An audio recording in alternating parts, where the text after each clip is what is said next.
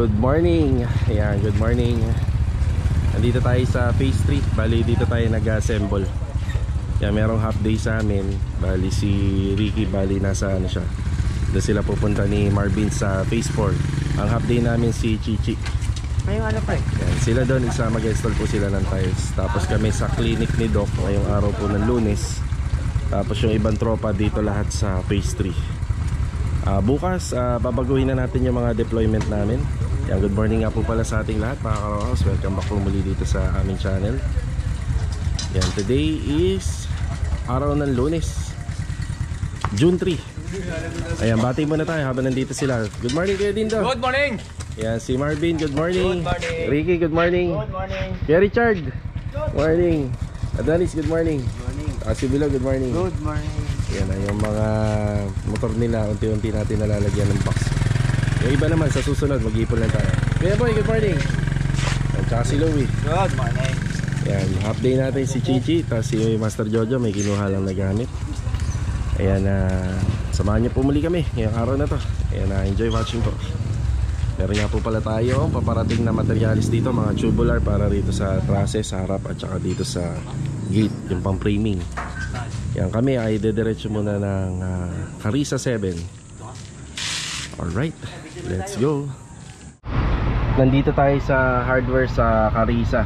Bago tayo dumaan ng clinic, yan, bibili muna tayo ng barateha at saka ng plywood. Yan, local marine plywood na 3/4. Ang deployment natin dito, si Master Jojo, si Kuya Dindo, at saka si Bilog. Finishing carpentry, then finishing paint, also tiles installation na rin. Yan ang gagawin natin dito sa clinic. Nandito muna kami sa Metroville ni Kuya Dindo. Kahapon nabanggit ko sa vlog ko, ibabalik na namin yung trapal dito, kakabit namin. Protection sa araw po yun. Yan, pinapakabit ni client owner. Tapos yung sa vlog ko kahapon, bali ito pong cover ng ating exhaust fan, yung parang pinaka-filter niya na rin. Ayan, ngayon pa lang namin na may kakabit. Naiwan po siya sa bahay, pati dito kakabit na rin namin. Ito nga po pala, hindi ko rin naipaliwanag, yung space dito sa ilalim para sa front load ng automatic washing machine. Tapos meron na yung saksakan dyan, may water line na rin po dyan para sa supply ng tubig. Tapos meron na rin po drain. Ayan, yung drain, kompleto na po yan. Bali yung unit na lang yung hihintayin. Ay kakabit lang ni Kuya. Yan. Bali yung mga ganyan po kasi, tsaka yung plate cover ng mga switches and outlet, kapag ongoing renovation, tinatabi ko muna kasi madudumihan dito yan. Napakahirap kasi linisin yan kapag namantsahan ng pintura. Yan, okay na. Okay na po tayo rito. Sa mga hindi pa nakakapanood ng ating video, ito pakabalikan. Yan, binanggit ko po rito kung magkano yung price range ng renovation dito. At hindi lang yun, syempre yung full details ng renovation. Okay na tayo rito. Kakabit na lang po itong mga cover. Mas maganda ka siya tingnan kapag may naka-cover, diba? Mas maporma. Saka kailangan ibalik talaga.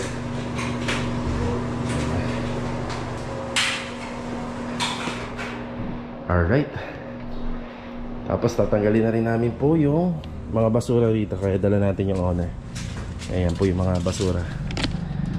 Kukunin na rin namin po lahat. Okay na po tayo rito. Kaya pala hindi kinukuha yung basura natin, Kuya, no?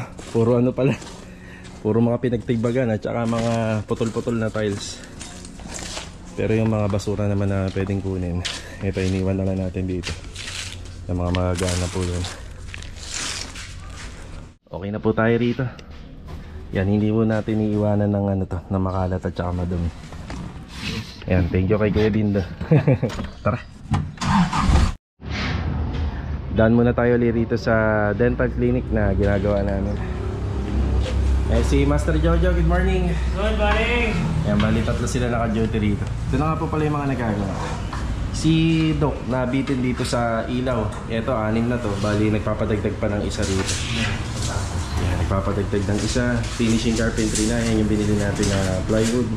Dito yung front desk. Yan, gagawa tayo yung parang nook bar na style. Yan yung gagawin natin dito na naka WPC. Tapos yung binili natin na tiles na nakaraan, ayan, para rito sa steps. Ayan na yung hagdanan, yung pinturado na puti. Gagawa tayo ng counter doon na may lababo. Halos onti na lang yan, then bibilan din natin ng tiles. Konti na lang yung gagawin dito. Tingnan natin to kung kayang tapusin nyo yung araw. Kung hindi, baka umabot pa na hanggang bukas. Yan, kinakailangan na din kasi mag-open itong clinic. Tapos nagpapaschedule na sila ng aircon dito. Parang si Sir Jan yata yung kukunin nila na installer and supplier. Pabalik na tayo ng Lumina uli sa phase 3. Yan, dumaan muna tayo rito sa phase 4. Yung mga nakuha ko sa Metrobill, dito ko na itatambak. Total naman na pag nagpahakot tayo, isang hakotan na lang lahat yan sila. Yan, nandito si Marvin at saka si Ricky. Bali yung mag-ama sana magka-partner, nag-half day lang si Chichi. Installation ng tiles yung aming assignment dito. Yan. Bali yung harapan po nung ating gate, pinturado na ng epoxy yan. Bali itong loob na lang. Kahit na mahuli naman to, total naman nasa loob siya. Yan yung inaasikaso nila Ricky rito. Ito po yung ating tiles. Bali matte tiles na 60 by 60. Tapos ito po yung kanyang texture and haspe. Bali binili ni client owner to sa may Wilcon. Yan, sa Wilcon po. So dating gawi pa rin. Syempre pag nag-install tayo ng tiles, kailangan malinis po yung flooring. Yan, ano na po nila yan, nawalisan, tapos na-blower na rin. Ang unang ginagawa natin procedure dyan, grout. Ayan, grout tayo. Rick, ganito pala. May linya yan ng electrical. Na naka-series line dun. Lagyan mo na lang ng flexible. Abangan mo na lang. Ayun, may flexible. Yung buti nakakita natin. Ayan, tapos, yan, grout muna. Yung grout natin is malabnaw na adhesive. Malabnaw na adhesive. Tapos dry pack, yan, kukompact natin. After ng compact, magbo-boost tayo ng hinanaw na simento naman, medyo malabnaw yun. Yan, tapos saka tayo mag-install ng tiles, purong adhesive sa tiles. Yun yung pandikit natin. Then tapos na po yun. Yan, bali Rick, may spacing pa rin bali ang spacing niya yung plastic ng karton. Karton ng tiles. Yan ito. Yan, bali ito ang ating assignment dito. Yan. Yan, malagyan to ng tiles, bone flooring. Halos marami na po magagawa dito. Dire-diretso na po ang trabaho. Yan, may adhesive cement tayo, may simento tayo rito, may tiles. Yan, update na lang po tayo sa mga magagawa nila sa susunod. Ayan, break time na po ngayong umaga.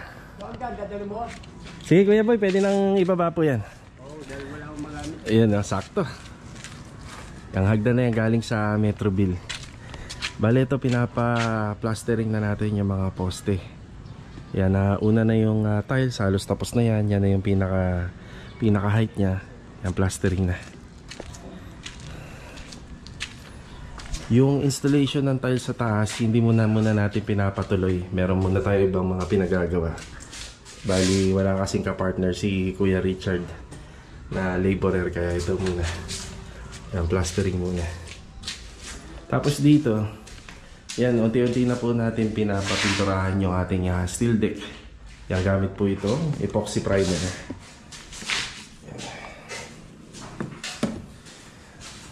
Yan o, pinturado na.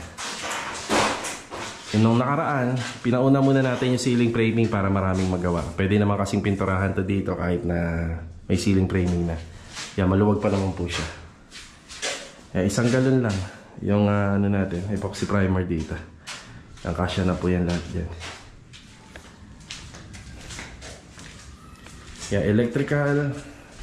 Bali, ito ipagpapatuloy. Yan yung sa kitchen counter natin. Electrical, tapos meron tayong isang mga pinagagawa dito. Ayan. Dito kasi magkakaroon ng toilet area. Ayan, butas na. Yan, bali water closet, drain, tsaka water supply. Ayan.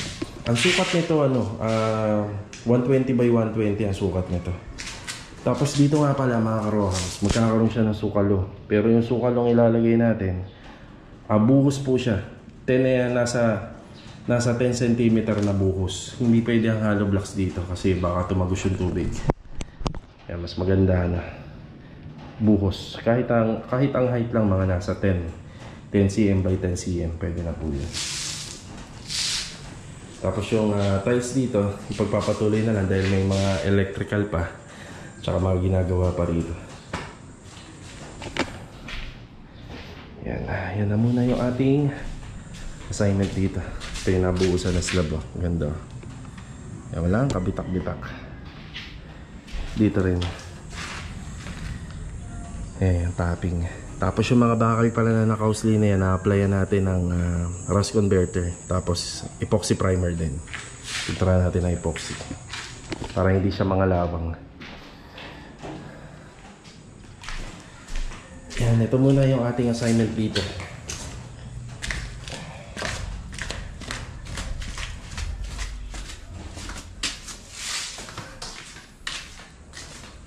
Epoxy. Yan, may konti pa. Yan, kakasya na yan dyan. Hanggang sa dulo.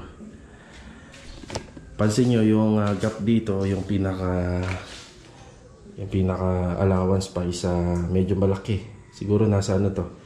Ako lang 1 metro dahil medyo malaking rep na ilalagay rito. Nandito yung kitchen sink. Tapos ito yung gas range. Gusto niya gas range. Yung unang layout natin dito cooktop eh. Yung gas range bali nasa 90 cm. Tapos magkakaroon pa po rito ng another slab. Kasi dyan natin itatago yung ating tangke. Pagka gas range, kakain pa ng konting space yun dahil sa tangke ng gas. Tapos malilipat din po ito. Lilipat natin banda rito kasi nausog na yung panibagong layout natin. Yung mababago.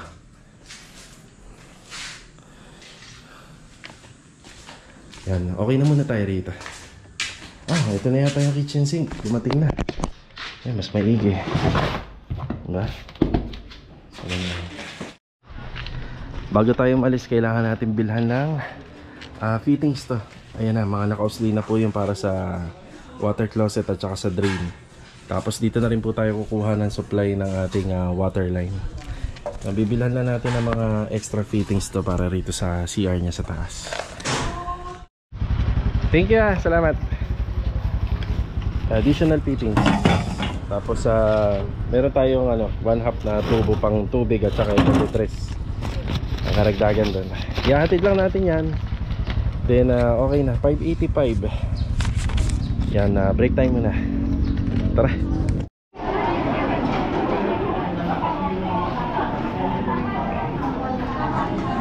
Yan si Mrs. Shout out. Shout out. Nakakaantok. Nanto ka na. Sarap na hindi lumabas. Sobrang init kasi rito paglabas na. Kaya iba nasa mall lang eh. Okay mga karaos, nandito nga po pala kami sa SM Rosario. Galing po kami ng Pag-ibig. Yan, meron lang tayong mga inasikaso ng utang eh, no? Pag-ibig loan. Look, di kayo makalabas. Oo nga, hindi, naka-hazard naman eh. Sino kaya may-ari nito? Yan, balik update na po tayo sa Lumina. Diretso tayo sa hardware. Ayan, bali, additional na plywood para dito sa clinic na ginagawa natin. Tsaka pencil hinges. Yan, marine local. Yan, update na rin tayo rito sa mga nagagawa nila. Yan, titingnan natin kung makakahabol sila sir dyan na mag-install ng aircon. Bali dun banda yung aircon niya. Tapos yung outdoor, doon naman banda sa may bintana.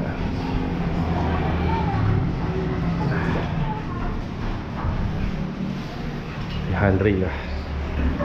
Tapos meron pong lababo rito. Bali gawa po siya sa plywood na lang. Yung napili nga pala ni ma'am, yung kagaya nung kinakabit namin dun sa, sa pastry. Yan, doon na siya nakakuha ng idea dito sa tiles. Bali yung sa flooring na kinakabit ni Kuya Richard, ganyan na ganyan po yun. Yan. Yan, may outlet, kitchen sink. Tapos ito may pintuan, tapos dito banda open na lang. Kabilang side. Nagagawa pa kami ng front desk dito. Gamit din yung plywood. Tapos may design na WPC. Yung renovation namin dito, hindi po ganun kagastos, kaya halos ganito na lang. Tapos itong CR, lilinisin na lang yan, tapos pipinturahan, then okay na.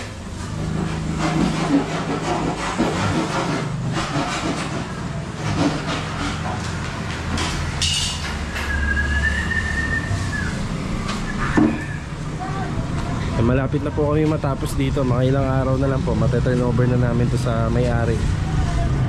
Yan, bali ang kulang na lang sa loob, aircon na lang, tapos CCTV camera. Ayun, syempre laging meron yan. Sa signage sila nang bahala, sila client owner na. Okay, update naman tayo rito sa phase 3. Yan, bali pauwi na yung tropa, tapos pupunta pa tayo ng phase 4, hahabol tayo rin. Ayan yung mga bakal na gagamitin dito sa roofing trusses at saka sa framing nitong ating mga poste. May bakal na rin dyan para doon sa improvement ng ating hagdanan. Ayan, mga materyales. Yung paghahanda sa pag-welding dito. Ayan, medyo madilim na rito. Ayan, electrical. Tapos napinturahan na rin yung slab, yung steel deck, at saka rito sa kitchen counter. Yan, naka-ready na, nakabuhos na to.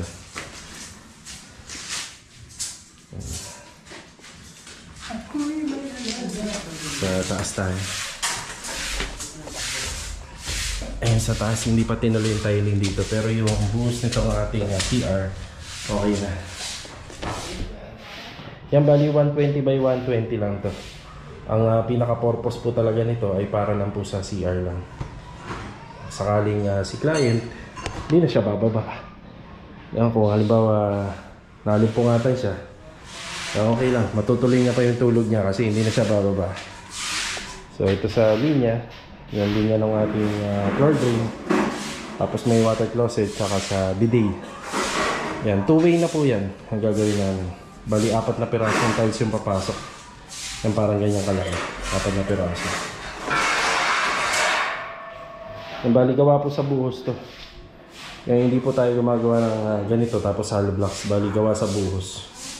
Yan, metal studs na lang po yung pinangkalang namin dyan, tsaka metal paring para makabuo tayo ng hulma.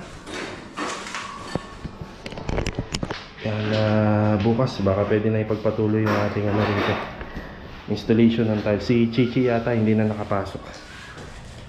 Yan.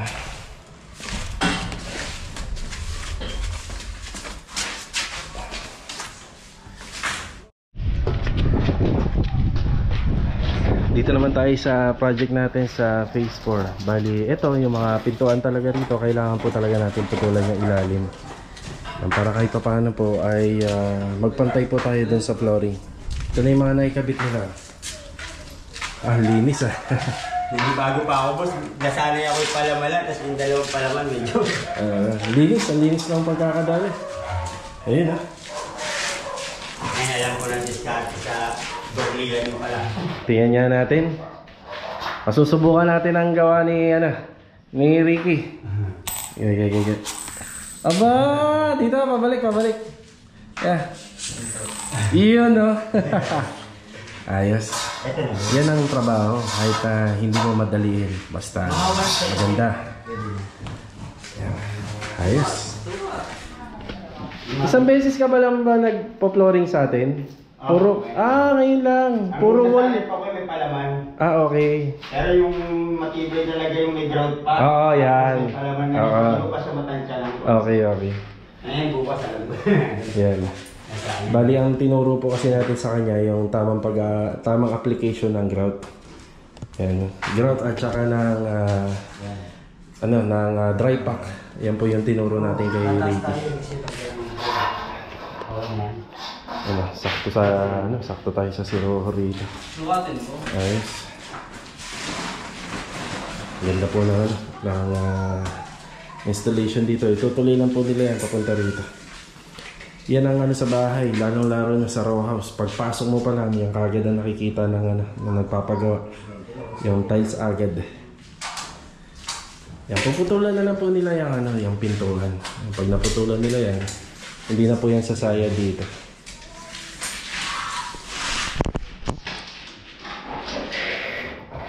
Ito. Ayos. Ayan mga karaos, nandito naman tayo sa phase 6. Bago po matapos yung video natin, meron po tayong babalikan na unit. Bali magtatrabaho tayo rito overtime. Ayan, meron na po siyang linya ng kuryente. So overtime tayo rito dahil napag-iiwanan na po to. Yan, marami na po siyang kasabay na unit. So ito, na delay tayo rito kasi nawalan po siya ng kuryente. Ang kasabayan nito, itong ginawa namin na unit dito. Bali bubuo muna kami ng room partition dito sa second floor. Bali itong unit na to, ito yung kauna-unahan na gagawan po namin ng room partition or division na merong hallway. Ayan, bali inaasikaso lang po muna nila yung ano rito, yung mga saksakan para dire-diretso yung trabaho. Kailangan kong magkaroon muna ng ano rito, ng ilaw kahit dito lang sa may garahe. Yan, para maliwanag. Nandito yung ibang materials natin. Ayan na, mag-overtime dito si Kuya Dindo, si Bilog at saka si Adonis pa rin. Ayan. Ilaw. Saan ba may ilaw ba ito? Ay, ilaw na tama. Bali, ito yung nasikaso na lang po rito yung sa linya ng kuryente. Pre, amas yung ano pre, ha? Sige. Yan, maliwanag naman dito ngayon kasi may ano tayo rito, may mga pin light na. Ayan ah. Tapos may mga ano na tayo rito, may mga pintuan na, tapos meron na rin po tayong hamba. Yan, dire-diretso na yung trabaho natin dito.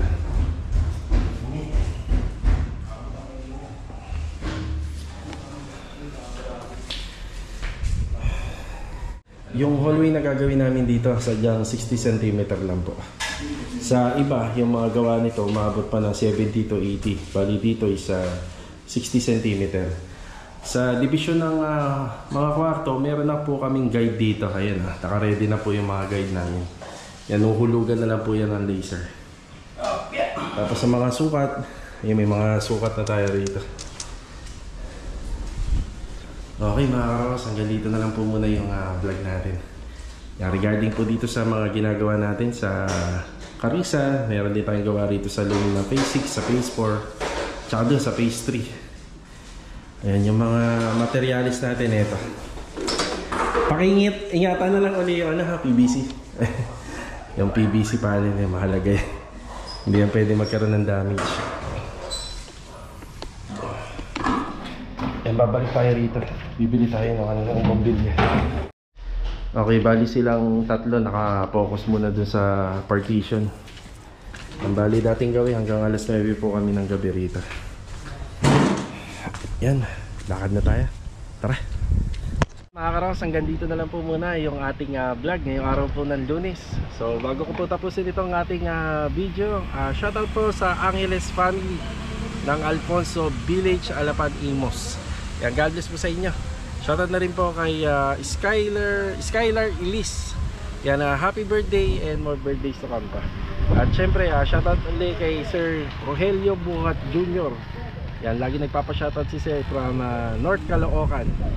Yan, kita-kita na lang po ulit mga karawas for the next vlog. Huwag po nga po palang kalimutan mag-iwan ng like sa mga video po na ina-upload natin. Sa mga nakamiss po ng video natin sa finish project natin dito sa Metroville, ito nga po pala, flash ko sa screen, pakibalikan na lang po sa mga nagtatanong po ng presyo kung magkano. So, paalam po muna. Tara! Ayan, madilim na po. Madilim na, naglagay tayo isang ilaw rito para maliwaliwanag naman po rito sa garahe tsaka dito. Okay, yan ang yung sitwasyon.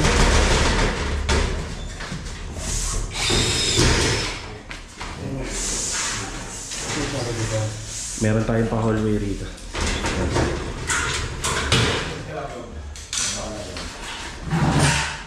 Kaya mo ito. Ha? Trabaho na ito. Bali naman ito.